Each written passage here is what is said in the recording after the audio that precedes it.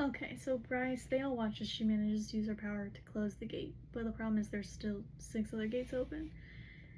And then they hear a phone call of everyone that's in the summit, and all the phones have been patched through the like speakers and the screens, so they're like, who's making a phone call? And they look, it's the Autumn King.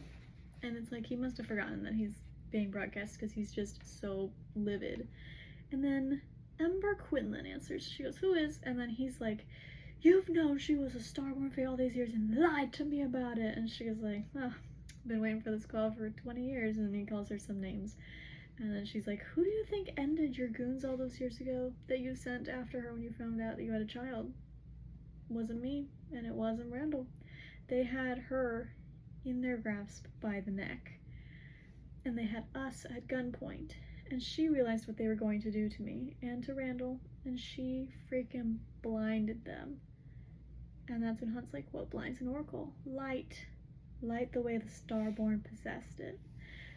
That's what it is. So Bryce was 3 also in that incident. That's how they met Randall. Anyway, they're watching on the screens. Bryce is like, looks like she's been wiped out, no energy left. She's just sitting by the empty gate now. And then that's when Rune's like, oh my gosh, all those books mention how there were multiple Starborn Fae in the beginning, and like, she already knew because she's a Starborn Fae. So he's like, holy crap. And Hunt's like, she lied because she loves you so you could keep your title. And then his face is like in pain. Rune's face is in pain that she would think that the title meant more to him than her. The king's still on the phone with Ember. He's like, who else knew? Those freaking priestesses? The ones that were shielding Ember and Bryce when Bryce was first born and like up until she was 3. So then Ember's like, no, only me and Randall. And then Danica, when she and Bryce got into some serious trouble in college and it came out then, she blinded the males that time too. And that's when Hunt's like, oh, that makes a lot of sense. And then the Autumn King's like, her tests showed no power. And Ember's like, yeah, they were correct. Explain. It's a gift of starlight, light, and nothing more. So it never meant anything to us, but to your people. When Bryce was 13, she agreed to meet you, and to see if you could be trusted to know what she possessed and not be threatened by it. Obviously that didn't happen though. So then she met your son, and she told me that when she saw his pride in his chosen one status, she realized she couldn't take it away from him, even if it meant she would be denied everything she was due. Even if revealing herself would have meant she could lord it over you, she wouldn't do that to Rune because she loved him that much more than she hated you. And then you left her on the curb like garbage. And then she laughs. She's like, I hope she finally returns the favor. You freaking a-hole. And then she hangs up. And then Autumn King is just like pissed, livid. And so then Hunt is sitting there. And then a soft hand places right over his hand. And then he can start feeling this like warm power start flowing through him. And he's like, glances over. Hypaxia. She had asked him weeks ago, what would you do if she removed that halo from his head? And he realizes she's doing that right now. So he's just like being dead still, watching Sandriel, who's not paying attention. And then Rune sees it, and so Sandriel, he starts distracting Sandriel. Sandriel at this moment slides her phone into her pocket as if she had been like using it at a table. So then Rune takes this moment to be like, what did you do? And she's like, I just took care of a problem, it's fine. And then he's like, you're gonna kill her? Like, they can't just kill her. She's the only one who can shut the gates. And Sandriel's like, she hasn't made the drop yet, so yes, I can kill her. Or I guess they can kill her. And it looks like she's trained anyway, so like I doubt she could close the second gate, much less 6. So then, at this point, Rune, he had seen the halo on Hunt's face, like glowing, so he was purposely distracting Sandriel. And she realizes much too late, once the halo fully dissolves, flakes off his forehead. What just happened? Hunt, his full power is back, because that halo like restricted his power. He was powerful without it. I mean, he was powerful with it on, but like without it, full unfettered power. To quote Star Wars, unlimited power. Hunt's power now, okay? Conference room shaking. The room is like fully shaking. The ceiling is shaking and whatever. Everyone's like, get down. Rune like tackles Hypaxia. They hide under a desk. Like everyone's like trying to take cover. Hunt fully unleashed, okay? He does see he still has SPQM on his wrist, but you know, whatever. Lightning crackling, like full Thor moment, okay? Because he's like eyeing Sandriel right down, and she turns and looks, sees what's happening, and is like, oh, frick me, okay? She's like, this is not good. Everyone's just like, holy crap, holy crap, holy crap, holy crap, because the building is like coming down now as there's all this lightning. And then this like whole little light, this like cloud circles Hunt and Sandriel from like smoke or I don't know, whatever, lots of lightning powers. It's all trembling, and then it stops. And then they like, everybody peeks out, and when they see what they see, and then Hunt is standing there, and then in his hand is Sandriel's head, and it's like ripped. It's not a clean swipe, like he ripped her head off with his bare hands, fried her from the inside out with lightning, and then ripped her head off. Oh yeah, time also slowed down for a brief moment. Again, second Archangel to die. So then everyone's like, holy crap. The Umbra Mortis was the only one to walk away. Which Hypaxia was taking a big gamble there to assume Hunt would be the one to walk away when she did that, because otherwise Sandriel would have immediately killed her for taking that halo off. But she's good, because he did indeed kill the Archangel, and then he just drops her head to the side, and everyone's just like, holy crap, 2 governors dead in one day. This is insane. And so then the Autumn King, he's standing there, pale, face pale, like wondering, like, holy crap, if he just did that to Sandriel, like, what is he gonna do to me? And Hunt like looks at him, and he's just like, but he leaves the Autumn King alone, unfortunately. And so he's like, screw the Asteri, get your helicopter here ASAP to Fury. They finally get the helicopter. Everyone's just listening to Hunt. He's like general now.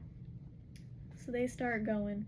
Therian and Rune and Fury and Hypaxia and Flynn all get into this helicopter. Declan stays behind to be their eyes on the ground.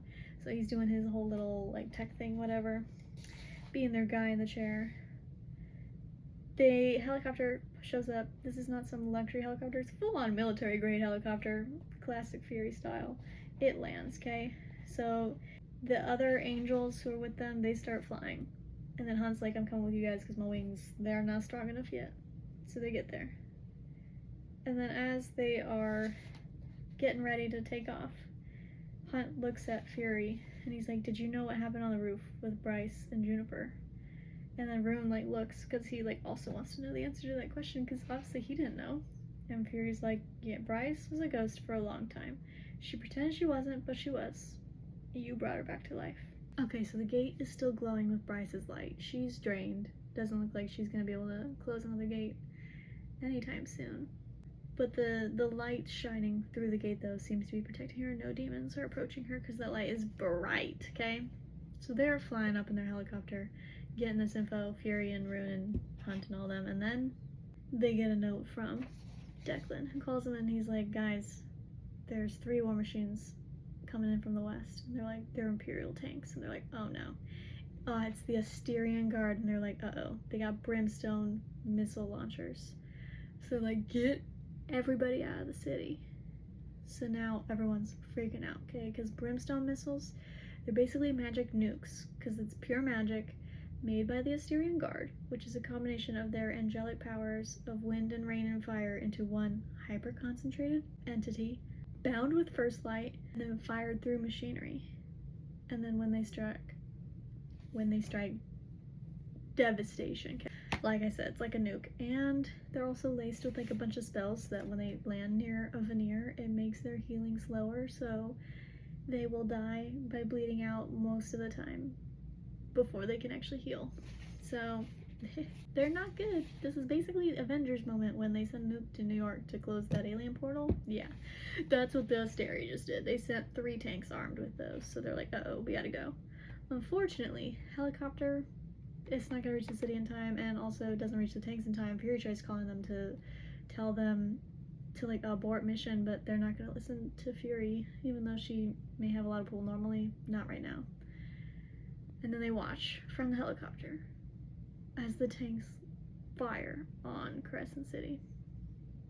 Then we get Bryce's perspective.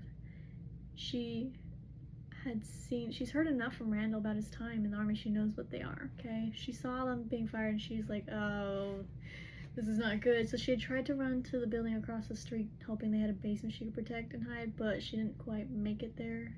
And so thing blew up. She landed. There's like a piece of concrete on her foot. She can't get it out. She's stuck.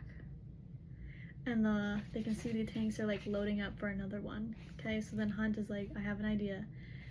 Fury, I'm gonna need you to take the helicopter higher. They see what his plan is. They take him up higher. His wings can't hold him in flight yet, but they can like help him glide.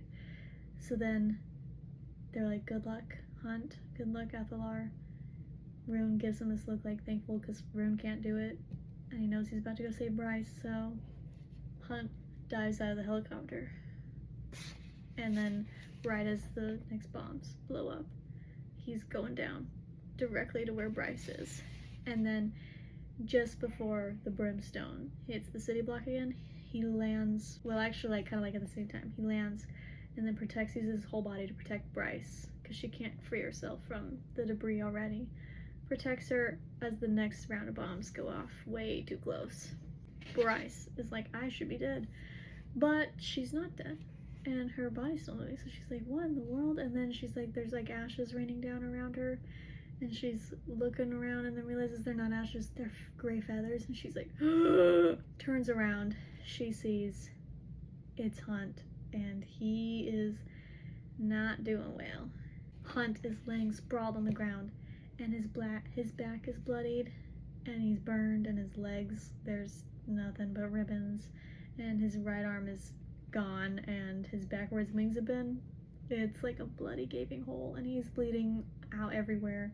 And she remembers the whole thing about brimstone making it hard to heal, and he's like got several important arteries bleeding out, so she's like, please, please, please, please, please, please, no, like he's dying here and it's not good. And she like is like, help, but there's no one to help them at all. Okay, the helicopter unfortunately also went down from the brimstone blast.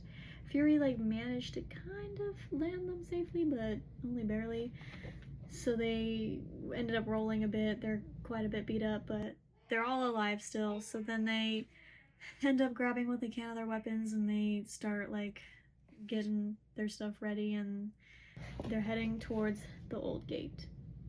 But they gotta take out a lot of demons because there's a lot of demons that are like spinning around their little crash site getting ready to attack them. Bryce is like kneeling over Hunt. She's like telling him, she's like, I think it all happened for a reason. Everything happened for a reason. It wasn't for nothing. Like, this can't have been for nothing. I don't believe it was for nothing. She's like walks from his body over to the gate because she's not that far from the gate. She puts her hand on the plaque, feels it like take the little drop of magic, and she then talks into the gates and she's like, if anyone's there, please come to any gate, just any of them. My name's Bryce, I'm in the old square, and I think I figured out how we can stop this, how we can fix it. But nobody's answering. All the other gems show that no one's at the other gates, okay? So she keeps talking. She's like, I know things are bad right now. It's like so dark, so bad, but I need you to just make it to the gate, please. Just anybody come. Nothing is there. She's like, I don't need you to do anything. All you need to do is put your hand on the disc. That's it. That's all that I need. Just another person on the line, because the gate is a conduit of power. It's like a lightning rod that feeds into every other gate throughout the city, and I just need somebody on the other end who's linked to me through that vein, because I need someone to anchor me. I'm gonna make the drop. Nobody answers, and she's just like, if the first light we generate from this will light up everything, and it'll send those demons racing away. It'll heal everything it touches, everyone it touches. She's like, I'm a starborn fae. I bear Luna's horn on my back, in my body. with this power, the first light I generate, I'll close the portals to hell. Like, I just need a link. I'm gonna make the drop and I need somebody to anchor me to this life. Nobody's answering. So she's like, please. Nothing. Nobody. She just hears Hunt dying a few feet away from her. And she goes back to him. She's like, it's okay. Help's coming. There's med witches on the way. No, there's not. She's like, it's gonna be alright. We're gonna go home. Syrinx is waiting for us. Like, we're gonna go home. We're gonna have a life together, you and me. Just like you promised. And then his breathing is like rattling, like he's seconds from dying, minutes from dying. And she just leans in, tells him one final truth, 3 words in his ear. And then she hears Danica's voice in her ear whisper, light it up. And she's like, I tried, Danica, I tried so hard. And she hears again, light it up. And she's like, it didn't work. And then light it up again, but this time it's like a lot more urgent. And she's looking towards the gate and she's like, wait a minute. And then she waits 6 seconds, nothing. So she's like, okay, weird. And then she hears light it up and sees the 7th gem where the bone quarter is lit up. Every square in the city through the gates lit up with the words, light it up. Is Danica's voice coming from the bone quarter. Light it up, Bryce. Okay?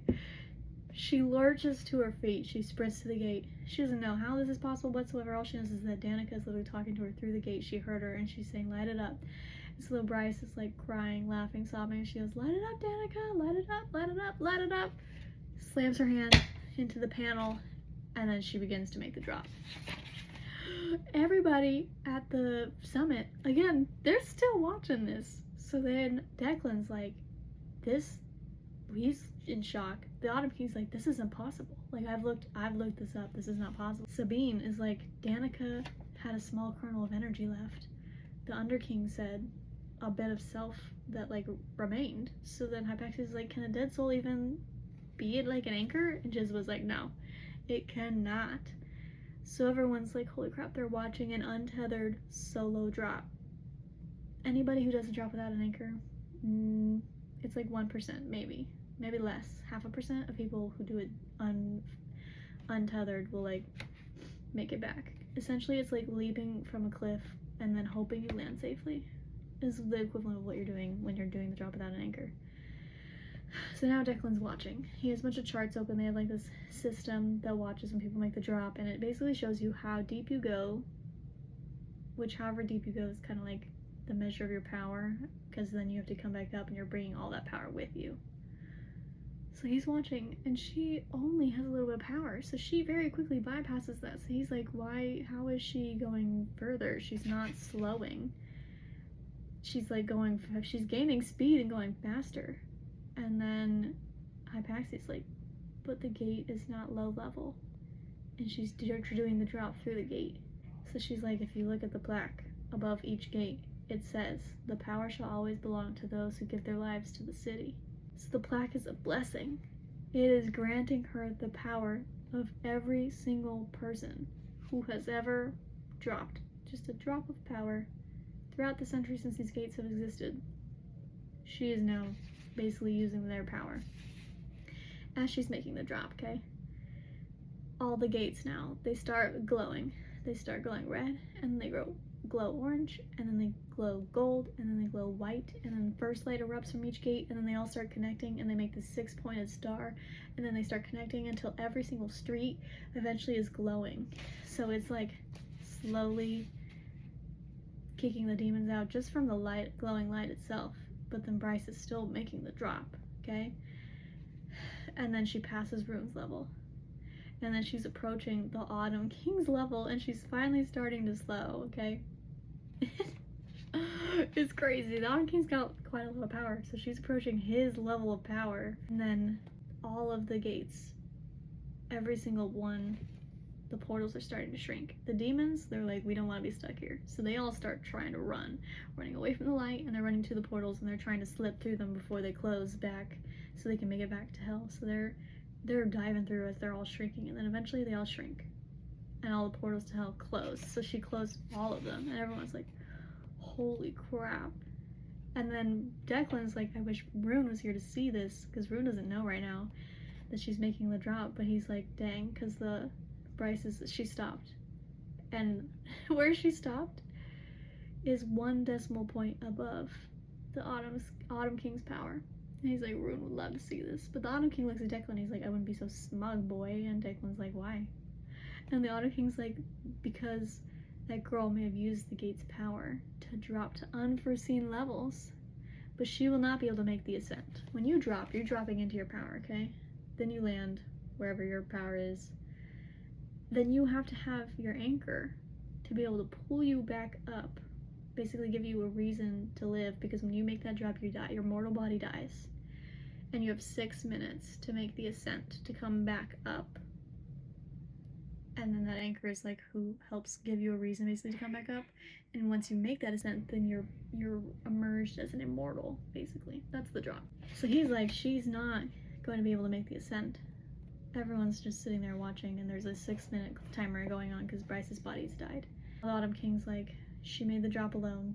Danica Fendir is dead. She's not a true anchor. Bryce has no way back to life. So now we get Bryce's perspective, and she's like, this is awesome. She's there with Danica. She sees Danica. She looks just like she had in life. She can't believe she like had forgotten what Danica's face looked like. She didn't memorize her face because she didn't know she was gonna lose her so soon. So she looks at it again. She's like, there she is. She's here. And she's like, you came. Danica's like, hey, you asked for help. And she's like, wait a minute, but like, are you alive? She's like, no, I'm not. I am dead. This is just the spark that's left. What was resting over there. And she's like, you don't have much time to make the ascent, Bryce.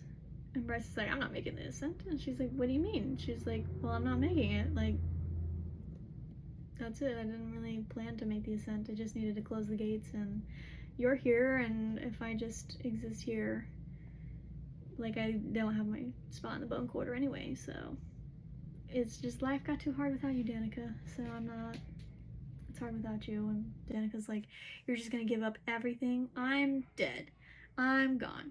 You're gonna trade your entire life for this tiny piece of me that's left? She's like, no. The friend I knew wouldn't have done that. And then Bryce is like, we were supposed to do this together, and then we didn't. And Danica's like, I know, that's not how it turned out. And she's like, why did you lie about the horn? And Danica's like, I mean, I didn't lie, I just didn't tell you. And she's like, well, you lied about the tattoo. And she's like, yeah, I did that to keep you safe, to keep the horn safe, but mostly keep you safe in case the worst happened to me. And she's like, but the worst did happen to you. And Danica's like, you traded your place in the bone quarter for me. She's like, I did, I couldn't risk it. And then she's like, you didn't think I'd make it, you butt. Anyway, Bryce is like, I killed Micah for what he did to you and to Lahaba. And she asks if Lahaba's over there in the bone quarter, and Danica's like, I don't know, but yeah, we saw what happened in the gallery. All of us, we all saw it. And Bryce is like, we? So she's like, is Connor with you? She's like, yeah, he and the rest of the pack, they bought me time with the Reapers to get to the gate. They're holding them off for me, but we don't have long. Like, I can't stay here with you. Connor would have wanted more for you than this, by the way. He wouldn't have wanted you to stop fighting. So Bryce is like, I didn't. Not until right now. It's just everything is messed up. I'm so tired of feeling that way. Like, I'm just so done. And Danica's like, what about the angel? She's like, what about him? She's like, what? Is Hunt Athalar really just some guy to you? Like, why is it somehow a mark against your strength to admit that there's someone who happens to be male worth returning to? Someone who I know made you feel like things are far from being so screwed up. So then Bryce is like, so what? And she's like, Bryce, he's healed. The first light you generated totally healed him. So he's good as new. So then Bryce admits that she's scared, and Danica's like, that's the point of life, to live, to love. Knowing that it might all vanish tomorrow makes everything that much more precious. So then she's like, you have to go. She's like, you have to hurry. You have to decide now. There's this runway. It's a too short runway that Bryce would have to run and then jump and make the ascent and hope she makes it, okay? They're watching back on Declan's screen. They're watching. They're like, there's no way to help her. Autumn King's like, without being an anchor, like, I've looked into it. There's literally no way. Impossible. Nobody makes it back. You don't have enough momentum to make that first jump without an anchor. So then they watch as the clock is ticking down. After 6 minutes, Bryce will be like dead, and she'll be lost forever in the darkness. There's 30 seconds left on the clock. And then there's 10, and 5, 4, 3, 2, 1. The milliseconds are counting down all the way towards 0, and then the clock stops at 0.003. That's when she makes the jump. And Declan's like, she's running. She's doing it. So Danica's running at her heels. She told her, she's like, I'm always gonna be there with you even if you can't see me. So she's like, faster, Bryce, keep running, faster, faster. Bryce is running with all she's got, and Danica's beside her, and then gives her that final push, and then she begins to make the ascent. The Autumn King falls to his knees while he's watching as she's rising through this graph. They're seeing the levels rise as she's rising power, and he's like, it's not possible. Like, she's alone. This is not possible, okay? And she's crying, and she's like, no, she isn't. Everyone looks, and they see the force that was Danica, the force that had given Bryce that boost upward, faded into nothing. So she'll never return in this world, or any world that they know of. And the Autumn King, he still's like, how? How? And then the ancient prime of the wolves, he answers. And he's like, with the strength of the most powerful force in the world, the most powerful force in any realm, what brings loyalty beyond death, undimming despite the years, what remains unwavering in the face of hopelessness. The Autumn King looks at the prime like, what? I don't get whatever you're saying. And then Sabine, she's the one that answers it, and she says, through love, all is possible. And then they look at the camera and they see Hunt. He is at Bryce's dead body, and he's doing CPR on her, and they can hear him whispering or hissing to her as through in the middle of compressions. He's like, I heard what you said, what you admitted, what you waited to admit until I was almost dead. You freaking coward. Come say it to my face. And so then they're like, yeah, through love, all is possible. That's how Bryce is making it. Bryce making the ascent, and right before Danica fully fades away to nothing, she hears Danica say, I love you, and then she's gone, and then Bryce is like, it's okay, I know that she's always here with me. So she is not devastated by that like she would have been in the past, okay? And then she hears Hunt's voice calling to her. He's waiting there. He's fighting for her. And so she's continuing to make the ascent, and then she makes it. She explodes to life, and then Hunt and her have a brief, cute little reunion. And then she looks up at him, and she's like, did you just call me a freaking coward?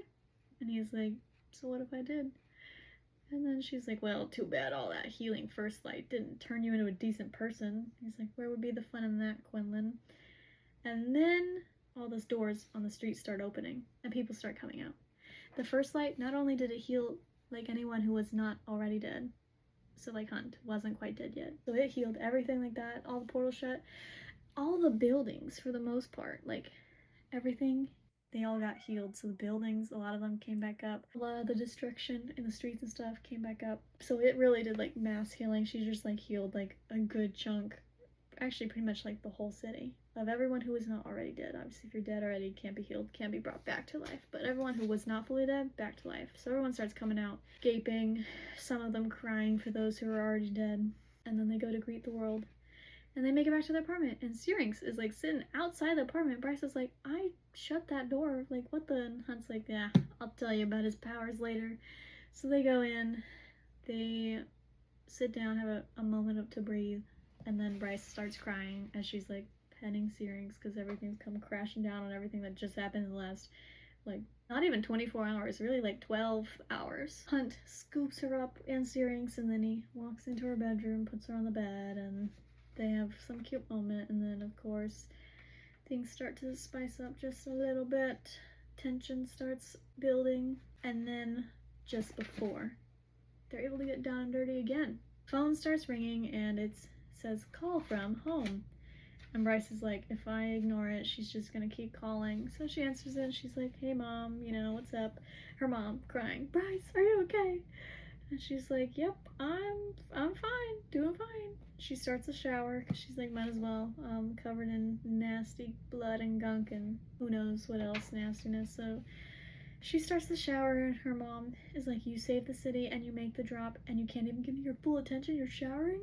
She's like, how much do you know? And she's like, well, your biological father had Declan Emmett call me to fill me in on everything. I guess he finally realized he owed me that much at least, right? So she's like, How pissed is he? She's like showering, phone's on the speaker. She's washing her hair and doing all cleaning herself up. And then she's like, oh, he's furious. Also, the news broke about who your father is. So, and how much, like, the exact amount of power you got. So, you have more than he does. It's a big deal. And she's like, yeah, I know. And her mom asks, what are you gonna do with it? And she's like, being all sassy, opening a chain of beach-themed restaurants. Anyway, they keep talking, and then Hunt goes and he also takes a shower, a nice icy shower. And when he comes out, Bryce is still on the phone, okay? He hears her say, yeah, Hunt's here. No, I didn't, Mom. And no, he didn't either. And then she's like, slams the door shut. She goes, that is none of your business.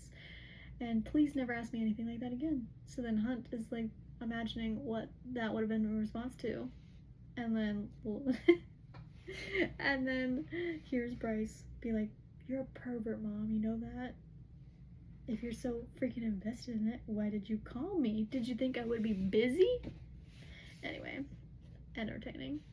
So then Hunt gets a phone while she's finishing her phone call with her mom, and it's Isaiah, and he's like, oh, thank goodness, like, you're good. And Hunt's like, is everything on your end? He's like, yep, everything's good on my end. Are you at the comitium? And he's like, yeah, and it's a madhouse, because apparently I'm in charge now, because Isaiah was Micah's commander of the 33rd, so now that Micah's gone and Sandriel's gone, it does make Isaiah temporarily in charge. So then he's like, well, congrats to the promotion, man. And he's like, nah, not a promotion. I'm not an archangel. And these a-holes know it. So then he can hear him like yelling in the back to people. And so then Hunt asks what they did about those brimstone, like the tanks, if they're still there or not. And he's like, no, they already moved off. So then Isaiah asks if he'll come stand there with Isaiah so that everyone who's trying to fight Isaiah for power, whatever, they'll think twice before doing that with the Umbra Mortis standing there until things get settled and they get a new Archangel governor. So then Hunt's like, okay, fine, I'll come. So he gets changed for that. And then Bryce says bye to her mom, and then she gets a phone call from an unknown number. And she thinks it's Jezebel, so she's like, hey, what's up? And then instead, it's a voice she's heard hundreds of times across the news. And they're like, is that how you greet all your callers, Bryce Quinlan? And then she's like, holy crap, this is an Asteri. This is Rigilus. And so she's like, hello, your brilliance. Ah! Rigilus, the bright hand of the Asteri, calling her house, knows her by name, her phone number apparently. He then has this interesting phone call with her where he's like, yeah, we saw your actions today basically, and we're just extending our gratitude. And she's like, you're welcome. And then he basically threatens her and is like, yeah, we know what you are. We know what you did. You better not use that horn in your back, or we will definitely threaten you and your family. Because he's like, do we need to call your mother, Ember Quinlan, and threaten her to not say anything? Pretty much everyone who knows about what actually happened to Micah and Sandriel, they've all received similar phone calls about keeping quiet about the true nature of what happened. So they were like, do we need to call your mom, essentially? And she's like, no, she doesn't know what happened with the governors. And they're like, hey, good. And then he's basically like, stay in your lane, all stuff, but he says it in like nice, polite, political talk, whatever, beating around the bush. But she knows what they're saying. Hunt, he comes out of the room and he hears, and he's like, straight fear on his face. Like, he's like, oh no, because he can hear the phone. He can hear who's on the other end of the line, so he's terrified.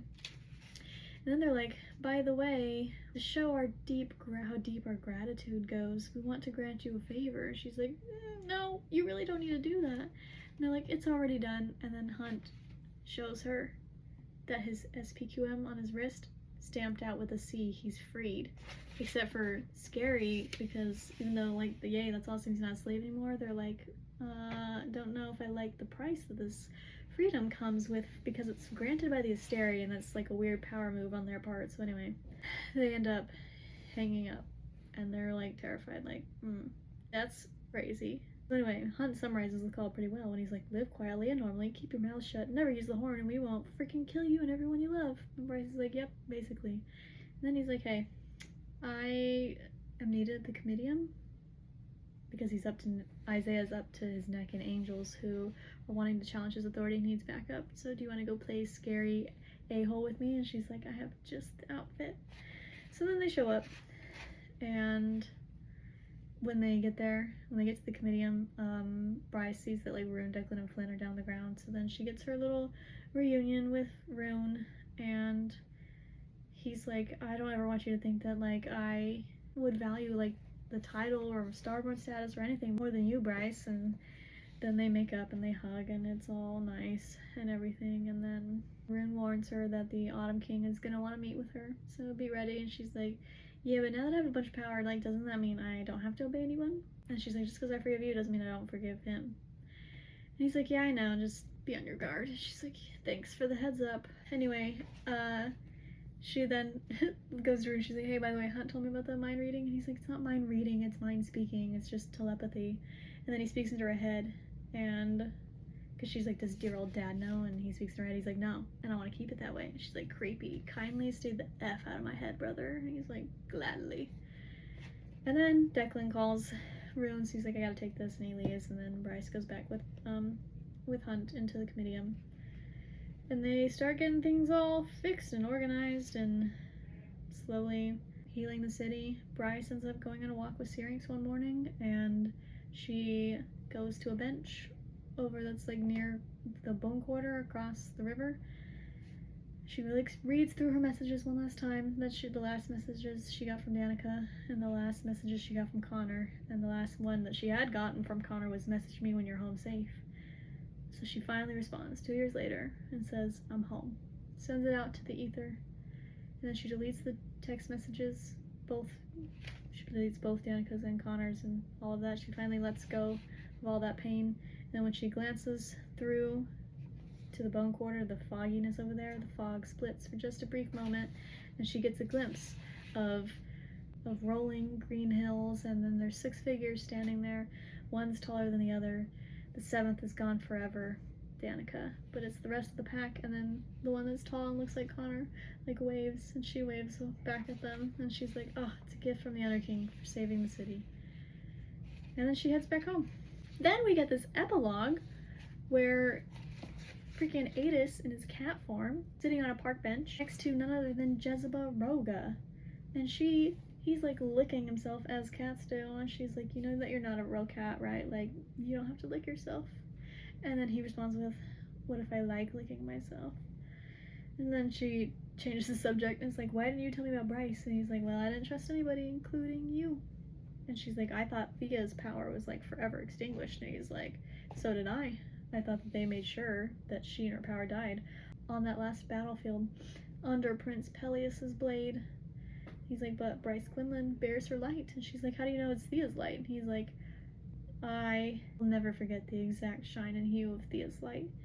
It's still a song in my blood. Whatever that means. So then Jezebel's like, okay, what about Hunt Athalar? And Adis is just like, you know, I think his father would have been proud. And she's like, you're so sentimental. And he's like, hey, you feel free to disagree, of course, because you knew the male best. Whatever that means.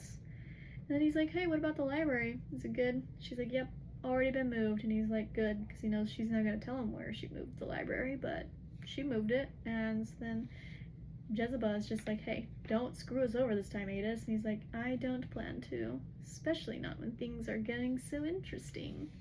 The end of Crescent City, House of Earth and Blood.